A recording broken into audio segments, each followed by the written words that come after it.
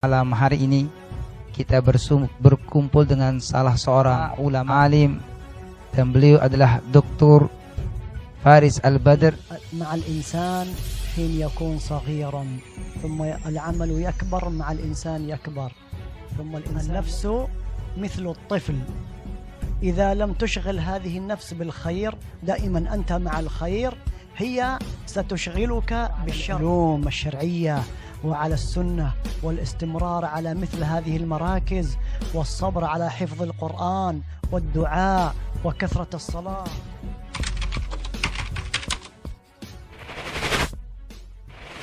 Pada malam hari ini kita patut bersyukur kepada Allah Ta'ala, karena pada malam hari ini kita berkumpul dengan salah seorang ulama, salah seorang alim, dan beliau adalah zuriyah daripada Rasulullah Sallallahu Alaihi Wasallam. Hadir bersama kita tamu kita yang dimuliakan Dr. Faris Al-Badr Al-Yamani. Yang di samping kita ini adalah salah seorang ulama alim dan beliau adalah Dr. Faris Al-Badr Al-Husaini Al-Yamani. Pertama saya perkenalkan, beliau ini memang asli dari Yaman, dari Sana'a, dan beliau adalah zuriyah Rasulullah Sallallahu Alaihi Wasallam dan juga sekaligus adalah orang yang alim, dan beliau Masya Allah menempuh pendidikannya baik pengajian, ma'had sampai dengan pendidikan akademik, dan beliau ini adalah seorang doktor. Bukan saja membimbing mahasiswa, tapi juga beliau ini membimbing orang-orang yang akan menjadi doktor. Beliau ini pembimbingnya. Sungguh luar biasa anugerah rahmat dari Allah. Beliau bersedia berkunjung ke pondok pesantren kita yang jauh di sebelah timur. Beliau datang dari Yaman, kemudian dari Jakarta, kemudian ke Lombok ini ingin untuk berbagi ilmu kepada kita. Oleh karena itu, nasrullah min sayyid an yulki ala jami'i tullab an-nasaih wal mawa'id li ziyati himmatihim fi talabil ilmi wa ta'alluq billahi wa bi rasulillah sallallahu alaihi wasallam, wa narju min Ustaz Hidayatullah Fadli mutarjiman lima yulki ilaina syekhina wa ustadina Dr. Faris Al-Badr. Fadl yatafaddal mashkura.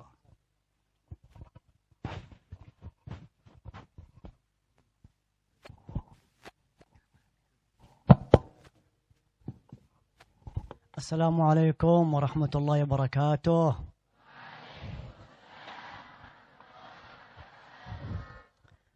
بسم الله والحمد لله والصلاة والسلام على رسول الله وعلى آل رسول الله وصحبه وسلم تسليما كثيرا إلى يوم الدين.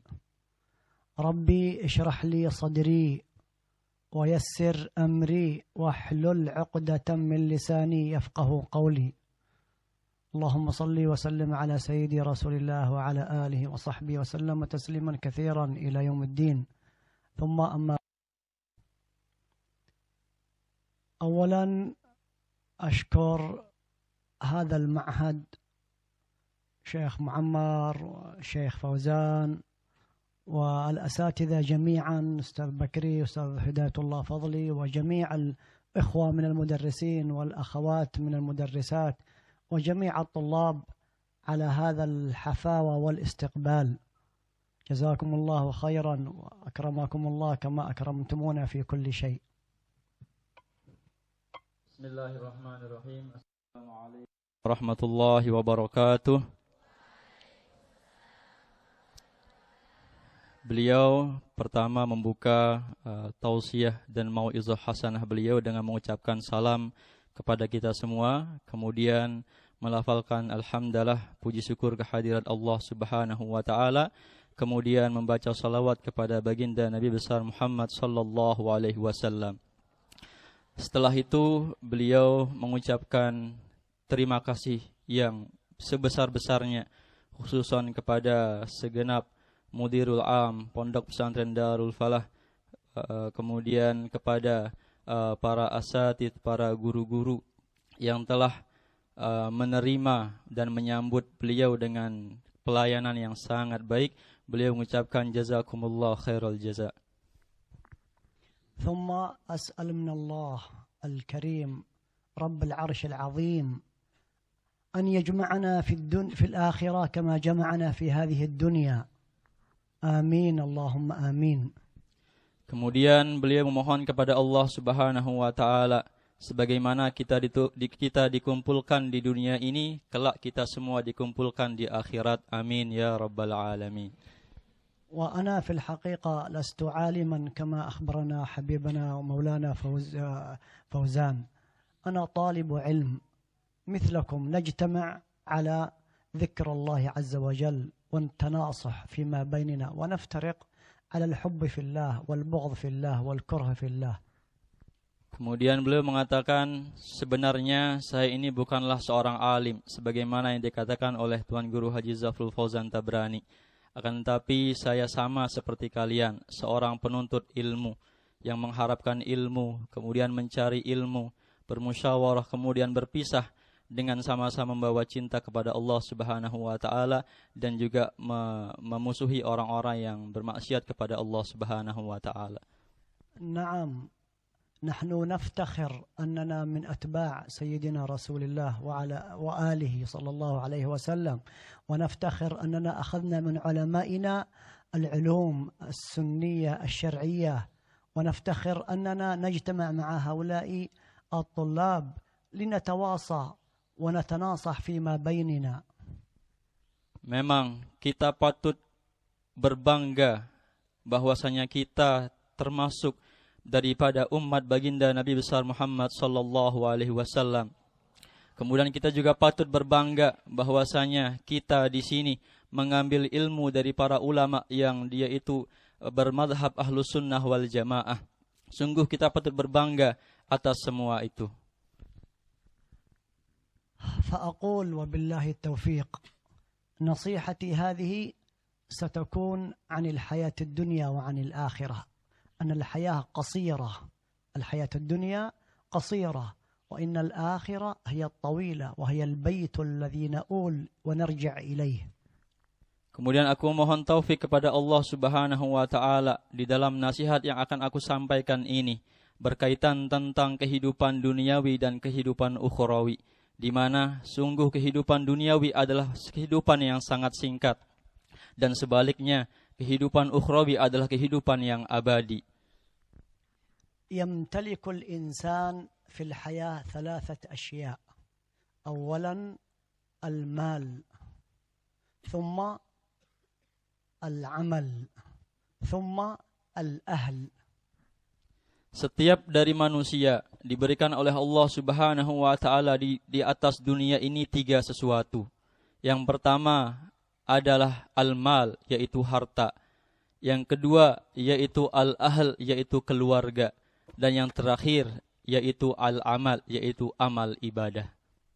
فإذا مات الإنسان فإنه سيذهب إلى القبر، فماله يبقى مكانه لا يذهب معه إلى القبر، والأهل يذهبون إلى باب القبر ويرجعون، أما العمل فيدخل معك إلى القبر. Ketika setiap dari manusia meninggal dunia dan kemudian akan diantarkan ke dalam kubur, maka harta dan keluarganya akan tetap berada di atas dunia, tidak mengikutinya ke dalam kubur. Namun amal ibadahlah yang akan membersamai orang tersebut di dalam kuburnya. ينبغي لكل عاقل مسلم أن يهتم بالعمل الذي سيدخل معه إلى القبر وهو أنيسه أو مخيفه ووحشه. Maka sudah menjadi suatu keharusan bagi setiap manusia untuk fokus, untuk sama-sama memperhatikan kepada amal ibadahnya yang akan menjadi teman hidupnya di dalam kubur nanti. Al-amalu yabda مع الإنسان حين يكون صغيرا، ثم العمل يكبر مع الإنسان يكبر، ثم الإنسان يكبر والعمل معه حتى يموت. العمل ليس وقتا محددا، العمل الصالح ليس وقتا محددا، بل هو من أن يكون الإنسان صغيرا حتى يموت. Adapun amal ibadah atau amal soleh itu sesungguhnya akan dimulai atau akan bermula ketika setiap manusia itu berawal dari masa kecilnya. Kemudian dia beranjak dewasa, beranjak tua, sampai amal soleh itu akan ikut menyertainya ke dalam kuburnya. Amal ibadah bukanlah sesuatu perkara yang dibatasi oleh waktu. Akan tapi amal ibadah akan tetap berada dari awal kehidupan manusia sampai kehidupannya di dalam kubur nanti. فأنتم في هذا العمر هو بداية العمل، بداية الصلاح، بداية الهداية، بداية حب النبي وآله، بداية طاعة العلماء، بداية قراءة القرآن، بداية تعلم صلاة القيام الليل وصلاة الضحى والالتزام بالصلوات وجميع الخيرات تبدأ من هنا، من هذا المعهد ومن هذا العمر. Maka kalian semua yang berada di tempat ini sedang berada pada fase permulaan daripada amal ibadah atau amal soleh ke depannya. Kalian pada saat ini sedang berada pada permulaan amal ibadah, sedang berada pada permulaan kecintaan kepada Nabi besar Muhammad sallallahu alaihi wasallam, sedang berada pada permulaan semua amal-amal ibadah soleh dimulai atau berawal dari umur kalian yang sekarang ini. نعم، نحن الآن في نعمة عظيمة جدا. عندنا الأساتذة الذين يدرسوننا ويحفظوننا، عندنا المعهد الذي نتعلم ونسكن فيه. هذه نعمة لا توجد في كثير من البلدان، كثير من الدول الأخرى لا تجد مثل هذا التجمع أبدا. فنحن في نعمة عظيمة نحمد الله عليها ونصبر على طلب العلم ونستمر في طلب العلم. Satu hal yang perlu kita ketahui bersama, bahwasanya keberadaan kita di tempat ini merupakan suatu nikmat yang sangat agung, suatu nikmat yang sangat besar dari Allah Subhanahu wa taala, karena sungguh di belahan dunia sana dan di tempat-tempat yang lain tidak ada kemungkinan orang akan bisa berkumpul seperti perkumpulan kita pada saat ini. Maka marilah kita jadikan nikmat yang sangat besar ini sebagai motivasi kita untuk bersemangat di dalam menuntut ilmu. نحن الآن وأنتم نجتمع على طاعة من طاعات الله، وهي التناصح والتذاكر والتذكير بالله وبكتابه وبالقرآن وبالسنة. كم من ناس غيرنا هم محرومون من هذا الخير العظيم. Saat ini kita sedang berada dari salah satu daripada amal ibadah ketaatan kepada Allah Subhanahu wa taala, sedang berada di majlis saling bernasihat, saling berwasiat tentang Al-Qur'an, hadis dan kalam-kalam Rasulullah sallallahu alaihi wasallam.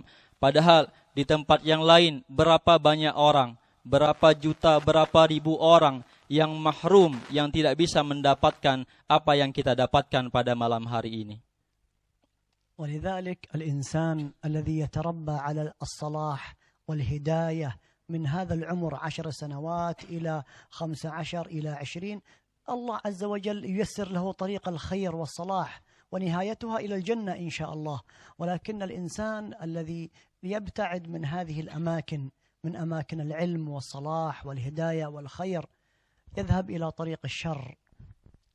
Maka oleh sebab itu, kita semua yang berada di tempat ini sudah dididik oleh guru-guru kita, mulai dari awal usia kita saat ini 10 tahun, 11 atau 15 tahun, dididik oleh guru-guru kita untuk berada di jalan yang soleh, berada di dalam qiyamul lail, untuk mengamalkan amal-amal ibadah soleh yang lainnya, yang insya Allah itu semua akan kita bawa sampai waktu tua kita nanti. Dan insya Allah semuanya itu akan membawa kita ke dalam surga. Dan sebaliknya, orang-orang yang menjauhkan dirinya dari apa yang kita berada pada saat ini, maka itu pun akan terbawa sampai waktu besarnya nanti. Dan na'udzubillah, itu akan membawa dia ke dalam neraka jahanam. Qala ulama'una an-nafsu مثل الطفل إن لم تشغلها بالخير شغلتك بالشر. النفس مثل الطفل، إذا لم تشغل هذه النفس بالخير، دائما أنت مع الخير، هي ستشغلك بالشر ودائما تفكر في الشر، والشيطان يساعد النفس والهوى والدنيا تساعد النفس.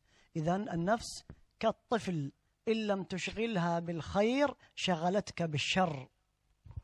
Salah seorang ulama pernah berkata bahwasanya hawa nafsu itu ibarat bayi. Hawa nafsu itu ibarat anak kecil, di mana jika seseorang tidak menyibukkan dirinya, tidak menyibukkan waktunya di dalam hal-hal yang menuju kepada kebaikan, amal-amal soleh, maka dirinya akan terbawa untuk melakukan hal-hal yang buruk. ثم سأبشركم بشارة من النبي عليه الصلاة والسلام قال 7 يظلهم الله في ظله يوم لا ظل إلا ظله وذكر منهم وشاب نشأ في عبادة الله. Kemudian aku ingin menyampaikan kabar gembira kepada kalian semua. Kabar gembira dari Nabi Muhammad sallallahu alaihi wasallam, di mana dalam sebuah hadis beliau pernah bersabda, Sab'atun yuzalliluhumullahu fi yaumil la zilla illa zilluh. Ada 7 golongan di mana orang tersebut akan mendapatkan naungan dari Allah pada hari di mana tidak ada naungan kecuali naungan Allah Subhanahu wa taala. Dan Rasul sallallahu alaihi wasallam menyebutkan di antara yang 7 itu adalah wasyabun nasya'a fi taatillah, yaitu seorang pemuda, seorang pemudi yang tumbuh dari masa kecil sampai dewasanya di dalam ketaatan kepada Allah Subhanahu wa taala. معنى الحديث يوم القيامة يكون الناس في عرصات القيامة في مكان متساو، الناس يجلسون للمحشر، ثم تأتي الشمس تقترب من رؤوس الخلائق، ثم في هذا الوقت تأتي السحابة الظلالة. كل شاب مثلكم نشأ في طاعة الله تدخل هذه السحابة بينه وبين الشمس فيستظل تحت ظلها في الوقت الذي يغرق الناس فيه من العرق والشمس حارة.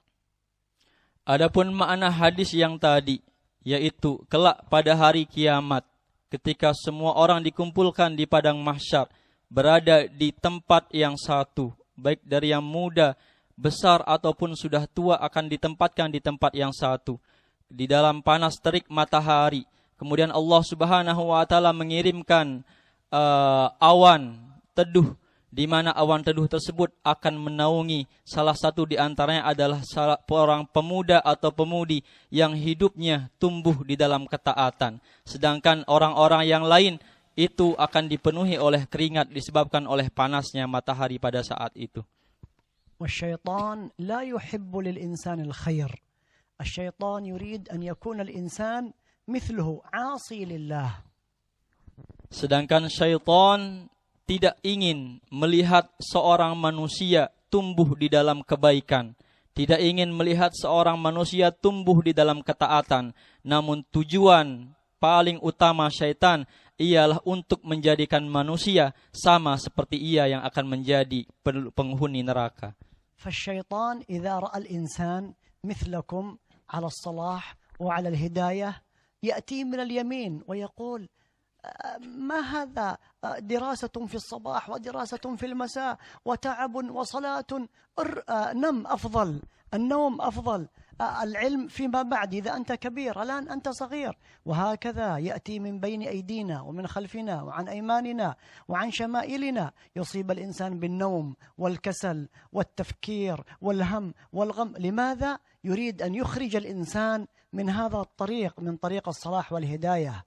Oleh sebab itu, ketika syaitan melihat pemuda-pemuda, melihat pemudi-pemudi seperti kalian tumbuh di dalam ketaatan, tumbuh di dalam penuntut ilmu, maka mereka akan berbisik dari kanan, dari kiri, dari depan, dari belakang kalian. Untuk apa kalian melakukan semua ini? Untuk apa kalian belajar dari pagi, siang, sore, malam? Untuk apa kalian melakukan itu semua?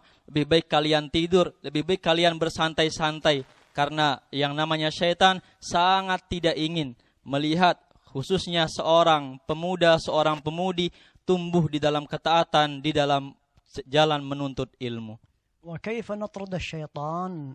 نطرد الشيطان بالصبر والاستمرار على العلوم الشرعية وعلى السنة والاستمرار على مثل هذه المراكز والصبر على حفظ القرآن والدعاء وكثرة الصلاة والاستجابة وطاعة علمائنا.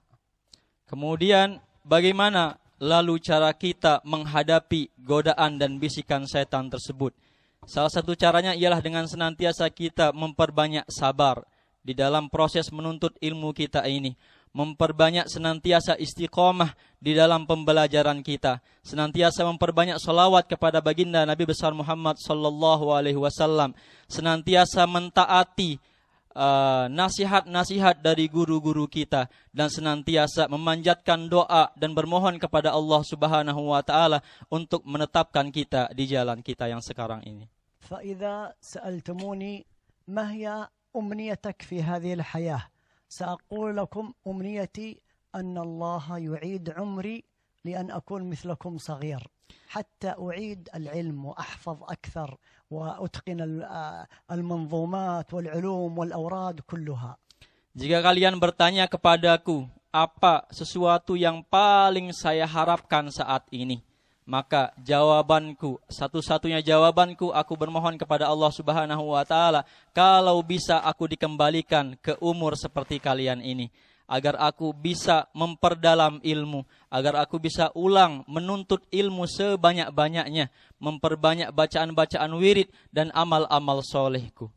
ولذلك العمر إذا ذهب لا يعود فأنصحكم يا أبنائي أن تستغلوا طلب العلم ولا زلتم في هذا السن. احفظوا القرآن، اجتهدوا، تعلموا الصلاة، تعلموا الإخلاص، تعلموا التقوى والزهد. المقصود ليس الحفظ العلم فقط ولكن المقصود التربية الإيمانية الروحانية. Oleh sebab itu belajarlah untuk sabar di dalam proses kalian menuntut ilmu saat ini. Belajarlah untuk istiqomah di dalam menuntut ilmu kalian yang sekarang ini, dan belajarlah untuk memperdalami ilmu-ilmu yang kalian pelajari saat ini. Namun perlu untuk kita ketahui bahwasanya tujuan daripada menuntut ilmu bukanlah ilmu itu sendiri, namun untuk mendidik rohani, mendidik akhlak, mendidik hati kita yang ada di dalam jasad kita ini. As'alullah al-azim Rabbul Arshil Karim an yuslih ahwalakum wa ahwalana وأن يتقبل منا ومنكم وأن يرفع درجتنا ودرجتكم في الجنة. آمين. اللهم آمين والحمد لله رب العالمين.